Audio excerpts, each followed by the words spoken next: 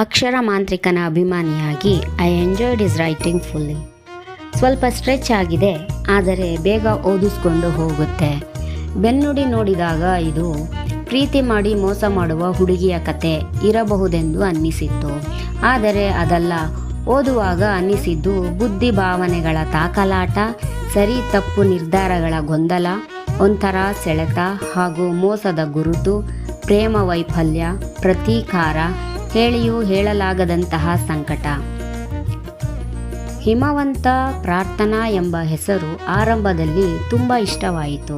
ಆ ಚೊಚ್ಚಲ ಪ್ರೀತಿ, ಲೆಕ್ಕಾಚಾರವಿಲ್ಲದ ನಿಷ್ಕಪಟ ಭಾವನೆ, ಒಟ್ಟಿಗೆ ಸುಂದರ ಜೀವನ ಕಟ್ಟಿಕೊಳ್ಳುವ ಆಸೆ, ಭರವಸೆ, ನಾನು ಮಾಡುತ್ತೇನೆ ಅನ್ನುವ ಆತ್ಮವಿಶ್ವಾಸ, ಇವೆಲ್ಲವೂ ಚೆನ್ನಾಗಿತ್ತು. ಆದರೆ ಪ್ರೀತಿಗೆ ಕೇವಲ ಗುರಿ ಆಸೆಗಳು ಸಾಕಾಗುವುದಿಲ್ಲ, ಭಾವನಾತ್ಮಕ ಪ್ರಬುದ್ಧತೆ ಬೇಕು. ಒಬ್ಬ ಪ್ರೇಮಿಯಾಗಿ ಹಿಮವಂತನ ಆಶಯ ಸರಿಯೇ, ಅವಳು ಗುರಿ ತಲುಪಲಿ, ಸಾಧನೆ ಮಾಡಲಿ, ಸ್ವತಂತ್ರಳಾಗಿರಲಿ.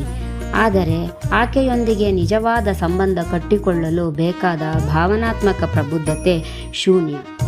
ನಾನು ಅವಳನ್ನು ಓದಿಸುತ್ತೇನೆ ಅಂದರೆ ಅವಳಿಗೆ ಗೌರವ, ಭಯ, ಭಕ್ತಿ, ಆಕರ್ಷಣೆ ಬರಬಹುದು. ಆದರೆ ಅದು ಪ್ರೀತಿಯಾಗುವುದಿಲ್ಲ. ಆ ಋಣಕ್ಕೆ ಹುಟ್ಟೋ ಪ್ರೀತಿ ಕಾಲ ಕಳೆದಂತೆ ಬದಲಾಗಬಹುದು. ಒಬ್ಬರ ಭಾವನೆಗಳಿಗೆ ಇನ್ನೊಬ್ಬರು